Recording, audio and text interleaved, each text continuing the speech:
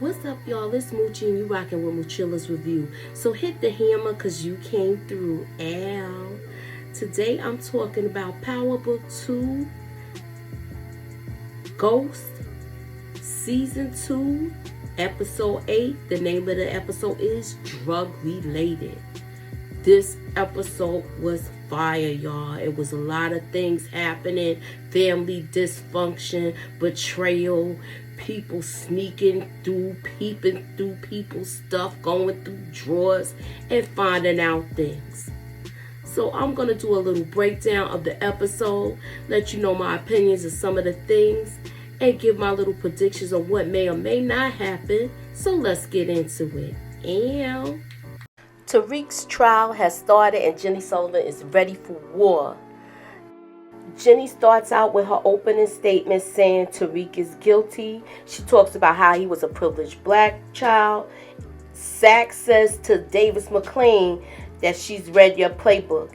And McLean says, or you may have given it to her. So we see here that McLean suspects Saxe of feeding her information. And in somewhat it's true because some things do happen in their pillow talk, but in actuality, Saxe is getting more information than she is. Davis McLean's opening statement starts out with facts. He's stating how Tariq is a straight A student in an honor program at an Ivy League school. McLean also mentioned how Tariq also recently pursued custody of his younger sister on top of his studies. As well, Davis McLean then asked the question, does this look like a murder to you? With that opening statement, McLean already has a person nodding her head no in agreement with him.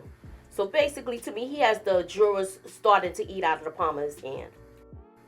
Jenny Sullivan then continues to explain how the detective's badge was found in Tariq's room, as well as the murder weapon was the detective's gun used on also the other victim, Professor Jabari. She also explains about a tape where Davis McLean objects. Jenny Sullivan continues to explain that you will hear Tariq's motive clear and on tape, where he objects Davis McLean, and they go to the stand and they tell McLean he's allowed to hear the tape, but his client is not. And the person that's on the tape will have to testify to authenticate it. Sullivan also explains that she did not want to put the witness in danger. So Effie and Braden are making moves trying to get some product so they can make some money. And they meet with an old friend that Braden's brother deals with to get stuff from. It's not going too well. Something seems fishy about this whole thing with them being in a hotel room and this dude with a Dare shirt on to me. And he just seems too eager. And I think Effie wasn't feeling the vibes either, and she had to test the product. And with her testing the product this way was a no-no for me. But she tested the product, it was trash, and they don't buy anything from him. So that was the end of that.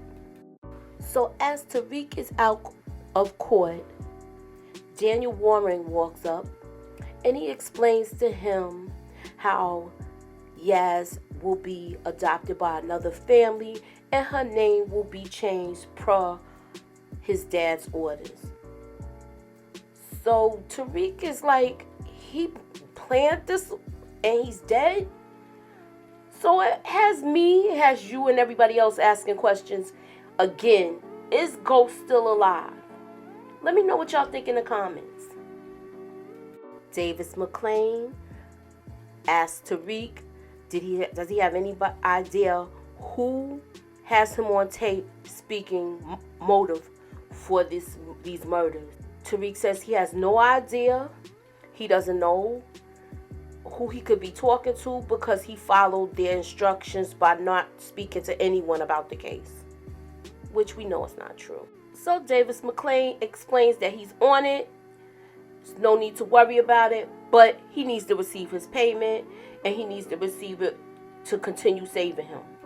So Monet asks Diana, where's Drew and your father? And she says she don't know. They don't tell her anything. And she says, your father might not, but you and Drew are thick as thieves, so I'm sure he tells you everything.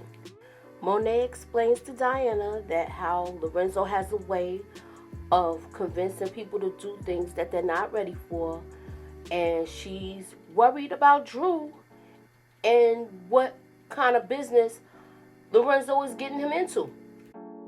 Monet is interrupted with a phone call, and Diana asks, who is it? And she says, it's Zeke's agent, but we know it's not Zeke's agent. That ain't nobody but Mecca calling. And he's looking at a ring, talking about he needs to talk to her. Monet's explaining to him, you need to stop calling me, Dante. What's so important? He says he needs to see her.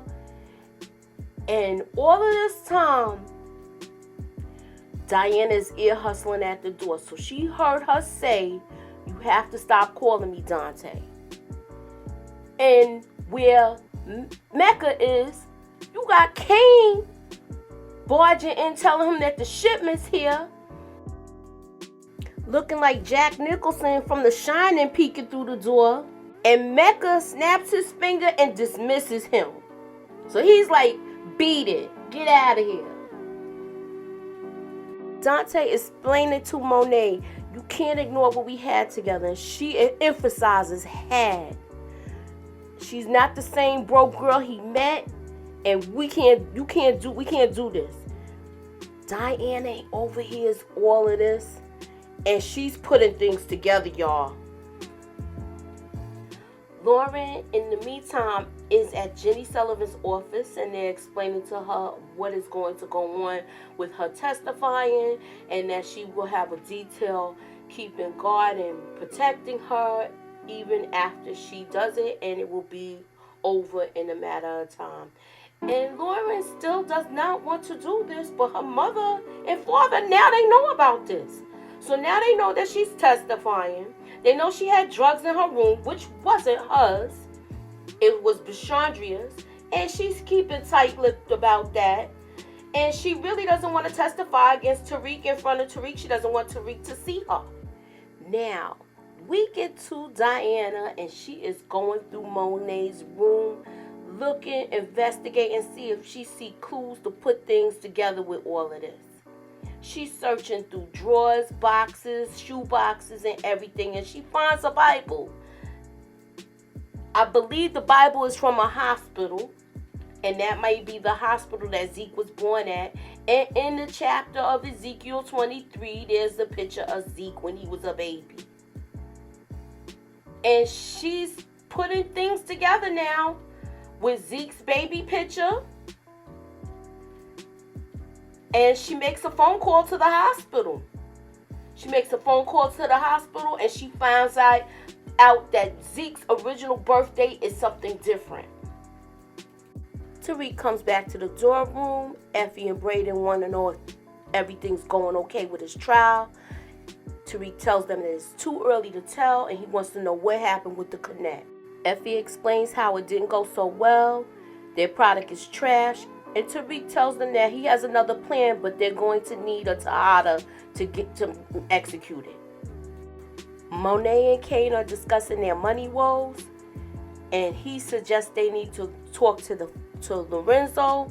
And she says if he knew how much legal trouble you were in, they will both knock you in the head because they don't have the Connect, and they need to get some money to pay Davis McClain to continue on behalf of them. So Tariq calls in the middle of this discussion, and then they meet up to devise a plan of robbing the Connect. Tariq wants to do the heist, and he wants GTG to take the fall for it. And Monet feels like it is a brilliant plan. Tariq explains how Kane has guap wrapped around his finger, so it will be able to be executed well, and they will also be able to kill two birds with one stone, and Drew would get his get back for Little Guap. Did y'all see Kane eyeing Effie? Let me know what y'all think in the comments. Is something gonna pop off with them too? Ew. So they turn it up a notch, and Kane tries to bring Drew in, and at first Drew was like, fuck no. Kane tells Drew, what if I tell you this plan ends with your boy Little Guap 6 feet deep? But he's saying, nah, I'm still not down. Only way I'm going to be down is if I'm able to pull a trigger. So Monet tells Drew that your father and Diana can't know about this. So he says, that's easy. You distract Dad and you get Tariq to call Diana, and she'll go wherever he is. She'll come running. So he guaranteed that part. And that's what they do. They call Tariq and he texts Diana, and she's going to go and spend the day with him in court. Davis McClain explains to Tariq, do you understand the bomb that they dropped on you earlier? And Tariq says, I don't know what they did. I don't understand. I didn't talk to anybody. And he says, well, they have this right here. And he explains that there's a tape with him discussing motive. And he tells him he can't play the tape for him. And he steps out the room and lets Tariq do it himself. And he overhears that it's a conversation that he had with Lauren. So now he knows that Lauren is the witness, and she's going to be on the stand. And just as he's leaving, Saxe confronts him and tells him, look, I want to make sure you're not going to do anything St. Patrick-y. And he slips up and tells that Professor Milgram basically put Lauren up to testifying against him and wearing a wire. So now he knows that. Saxe tells Tariq to stay away from Professor Milgram and Lauren. And how can he? He has class with them in the morning. So this is impossible right now. So Saxe and Jenny Sullivan are having a smash session. And it's not going too well. What is it? Is Jenny dry? Or is it she's just not feeling him too much because she's stressed out because of the case? They start talking, and he kind of lets it slip that Tariq may have heard the tape. But he doesn't confirm it, and he doesn't deny it. So now she feels like Lauren's life is in danger, and she puts him out. So in class today, Professor Milgram, along with Davis McClain, and Professor Milgram says truth can be tricky when it comes to ethics. She says to the class, Professor Milgram continues to explain morally sometimes it is justifiable to withhold the truth. And Tariq says, you mean lie? And just then she gets a phone call, and it's from Jenny Sullivan. Tariq sees that she excuses herself from class to take the phone call, and he dips out of class. And she then leaves class also saying that she has a family emergency. Where you see Bashadria say, I know that bitch is lying. So we see that Lauren does not come to class, and Professor Milgram goes to her room, and her room door is halfway open, and who do we see? Tariq. Tariq is there. Tariq confronts her about her manipulating Lauren to wear the wire as well as to testify against him in court. And she still tries in this last-ditch effort to manipulate the situation to justify her for using Lauren. So Tariq tells Professor Milgram, you can't tell me you didn't know you was putting this girl in danger. And it's not him that she is in danger of. It is someone else. And now he convinces Professor Milgram to take the stand. He convinces Professor Milgram to take the stand as well as to lie on the stand. So Tariq is doing his thing, turning into Ghost to me right now. That was a Ghost move. So Monet and Lorenzo are reminiscing about Coney Island back in the day. And you know, Lorenzo remembered every bit of details of that day, from Kane having a fight with the rod operator to what outfit Monet was wearing. He said it was a good day, so that's why he remembered it. So he's really in love with Monet. So Diana overhears all of this. Lorenzo goes outside to warm up the truck, and Diana approaches Monet and she tells her that we need to talk. And she's like, I don't got time for this right now. So she's like, all right, whatever, and she walks off. But then Monet sees Diana and she says, well, where you going? And she says, I'm going to Zeke's game. And she looked at her with that skirt on, and she just got a light bulb in her head, and she knows she not going out just to no game. She started searching through her stuff, looking for evidence to see where she going or what she could find. And what did she find? In her drawer, she found some condoms. And she's pissed off at this point. But Lorenzo calls her and she has to leave. Now, you know Monet knows that she's going to meet up with Tariq. So she knows basically something may or may not happen between them intimately. Professor Milgram arrives to the courthouse and she gets in touch with Jenny Sullivan, and she discusses about Lauren, and she lets her know that Lauren is safe and she's under protective custody. Professor Milgram volunteers to take the stand instead of having Lauren take the stand. So Professor Milgram takes the stand, and it starts out all right. Starts out okay. And she also admits to having a romantic relationship with Professor Jabari. She lets everyone know that she was a prosecutor at one time for the district attorney's office. So Jenny Sullivan asks, why didn't you come forward if you had this information?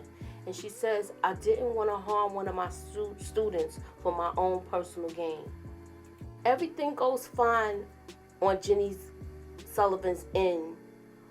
So now Davis McClain is going to do his cross-examination, and it takes a hard left. Davis McClain comes out swinging, lets her know Jabari wasn't the only one on this case that you were intimately involved with. And she's telling him like she doesn't understand what he's saying. So since Professor Keylock, aka Professor Milgram, is beating around the bush, he just gets to the point. He says, did you have a sexual relation with the detective Whitman that is on the case? And immediately Jenny Sullivan hollers out objection.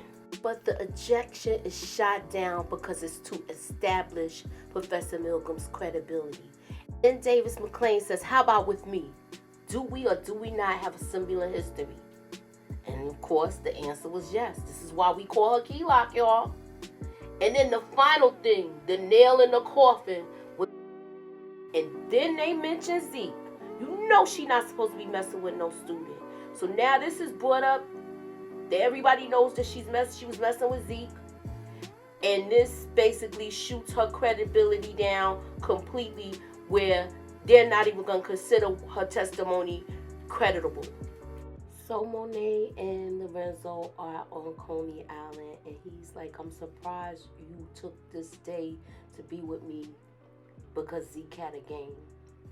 And she said it was well overdue. Even though this was used as to be a distraction, she uses this also as an opportunity to smooth things back over with them. And she explains how she wasn't ready for him to come home, and it was a rush, and it just changed the routine of everything of her everyday life for the past years. Lorenzo tells her, you've always been 3 steps ahead, and you seem to have bigger plans. And even Diana thinks you have bigger plans. Leading into Mecca and Kane talking about a person being steps ahead, Mecca is preparing guns and getting stuff ready. And Cain asks him, looks like you preparing for war. And he says, if you gotta stop to prepare for war, when it stops, you've already lost. Then Mecca yells at Chef about being in a certain area and he's not supposed to be there. And he says, well, he was looking for a certain gun. And the power goes out.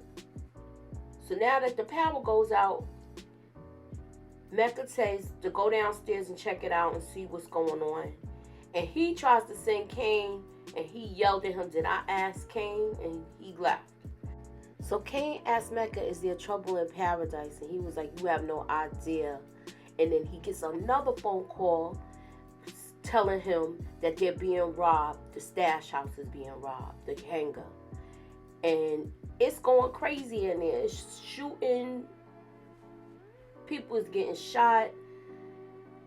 So we see here, it's the GTG crew coming in to rob Mecca's stash house. And they lost quite a few people with all of this going on. Because first of all, they come there with Glocks. And these people have assault rifles. So, like you said, they ready for war. These boys wasn't. They on a different caliber. So now that Mecca knows that the stash hangar is getting hit, him, Cain, and also Chef go down there to see what's going on, and Cain leaves the door unlocked. And you know he left it unlocked for Drew to get back in. Meanwhile, Braden, Drew, Effie, and Little Guap are outside of Mecca's apartment waiting to execute their side of the plan. You got Little Guap flirting with Effie, and she's like, ew, hell no. And then he finds out some of his homies got killed, so he was kind of mad at that, but the bag was secure. And once again, they use Braden to get inside this high-end apartment complex. He's able to cause a diversion, acting like he's a gamer, and he's mad because the power's off and he wants answers. And that was just enough time to shut the cameras down. Effie had her in to get the keys to lock up the security guard. Drew is making his way up to Mecca's apartment. Effie secures the security guard, locks her in the room, and her job is done. Meanwhile, Little Guap and Drew are headed upstairs, and the whole time Little Guap is talking and how he likes the way everybody gets down and this and that, and he gives Drew some gold grills, and he also gives him some money. But all of the money in the world is not going to fix what went on with them two. Chef, Cain, and Mecca arrive at the hangar, and Mecca only has one soldier left. So he lost some people, and GTG lost some people, and he wants to know how did they find out about where this stash house was and things of that nature. And to me, he already knows, but he's still gonna act dumb. Just as Little Guap and Drew are going up the stairs, Drew pulls out the gun on him, and the gun has a silencer, and he points it at Little Guap, but it goes left, and they have a little tussle over the gun. He loses the gun on the stairwell, but he ends up killing Little Guap, and he chokes him out. He chokes him out, and he throws his ass in the incinerator. So, some people are saying that he's not dead. I believe he is, because he probably fell down that shit, and if he wasn't dead, he probably broke his neck. So Drew is inside the apartment, and he's getting what he's supposed to get out of there. He gets the ring. He also gets a bag, and I think the bag was full of cash. But the chef comes back as he's in, and he has to dip in his closet. When he dips in the closet, It's the artillery closet. And what is the chef doing? He's going around getting all of this ammo and guns so they could go look for these dudes that robbed the hangar. He makes a call. Kane comes back there and causes a diversion and gets Drew out of there. And Braden, Drew, Tariq brings Davis McClain the ring. They use that as his payment. He also tells him to be discreet about getting rid of it. But I still feel like this ring may come back to haunt Tariq as well as Davis McClain if he tries to get rid of it. It might put Mecca on their tail. Back at the Tejada house, they have dinner, and this was an explosive scene. This is one of the best scenes of this episode, and I feel like the best of the season because it was a build-up to this explosion. So I just want everybody's opinions about the dinner scene. Let me know what y'all think about it. Everybody got exposed. Monet, Kane, even Drew. Zeke found out the truth, and so did Lorenzo. And Diana came out on top with this to me because they were trying to get at her. Diana exposed everybody. She exposed Kane. Kane exposed Drew. Diana exposed Monet. And slammed that birth certificate down like she was playing spades. And the part that really got me was when she said that Monet was fucking Dante and the way Kane was holding her back. It really looked like a believable family argument. I thought it was well played out. And Diana also makes a correction that it's just not some dude named Dante. It's Zeke's father. And when she brings that up, Zeke is still in denial. That's not my dad. Lorenzo like, what the fuck is she talking about, Mo? What the fuck is she talking about, Mo? And then once she slammed that birth certificate down like a domino, that was just her reality crashing down, Monet's. And she calls her a effing bitch. She says she want to kill her. So my question is, do you think that Monet will kill Diana? Even though Lorenzo was pissed off, he still was calm enough to say, I think you should leave. So basically, he kicked out the house and the kids stayed with the dad. And I did predict that. I'm not the only one fucking somebody I ain't supposed to, Ma. How about the fact that you fucking some dude named Dante? Wait. She's fucking lying. Who? I'm sorry, let me clarify real quick. I mean Zeke's dad. What the fuck is she talking about, Mo? Fucking lying. She's a fucking That wasn't my dad. That... Jesus Christ, Zeke, what the fuck? That ain't your fucking auntie. That's your mother. So Mecca and Kane and the rest of Mecca's crew take down the whole GTG crew. Everybody's gone. They still don't have their product. But everybody in GTG is dead, and it's between Kane and the chef for Mecca to decide who's the mole. And he picks the chef. The chef is the mole. Kane looks scared as hell because he slit his throat right in front of him. But you got to keep in mind that Mecca is a strategic player. He's not going to take the love of his life son out, even though he knows he's the one that did it. Professor Milgram's day was so bad, you know she need a glass of wine after how she was ripped apart in court. And she also gets a text from the school faculty saying she needs to come in early, so she knows she's about to lose her job.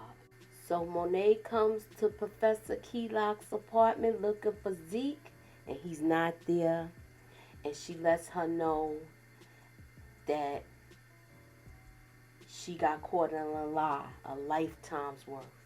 And Professor Milgram tells Monet she lost everything that mattered to her today. Her job, her career, her integrity. And she says to her, Monet says to her about fucking Zeke. And then she says, if As long as you here, he will never come back to me. And it ends like that. So Braden is bragging about the whole heist, and you know he's hyping it up to more than what it really was. And Effie calms him down and tells Tariq that it wasn't really all of that. And she wants to talk to Tariq by himself, and Braden leaves. So she wants to know what's wrong, and she's telling him, don't say nothing, I want to know what's going on. She tells Tariq that Lauren is a bad influence because he cannot be a true version of himself. And you know what? She's right. And they kiss, and he tells her, Tariq tells her, I thought you wasn't trying to get attached. And she was like, I'm not, but it's too late. So now, are they going to be in a relationship? How is this going to go between him and Diana? Let me know what y'all think in the comments. So Zeke arrives at Professor Milgram's apartment. He opens the door. He walks in. And he sees Professor Milgram that she's hung herself. And he's in shock. How come everybody know where this professor lives? So that was my review of Power Book 2 Ghost. The episode was called Drug Related. Let me know what y'all think in the comments. Please like, share, and subscribe. Do you think that ring is going to come back and bite Tariq in the ass? Or is Davis McClain going to be involved with getting linked up with that ring? Let me know what y'all think in the comments. Do you think that Professor Milgram's being dead will be ruled as a suicide, or will it be a murder? Let me know what y'all think in the comments. And please tune in for future videos. Later, and